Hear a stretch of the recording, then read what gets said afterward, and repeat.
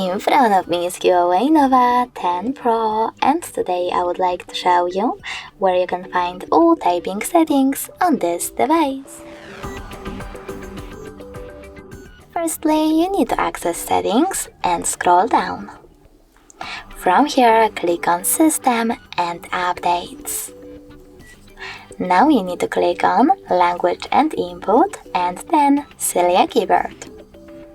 From here, select Input section, and as you can see, all typing features are located here. In order to switch on or off one of them, tap on the switcher next to the one of your choosing. Thanks so much for watching. If you enjoyed this video, leave a like, comment and subscribe.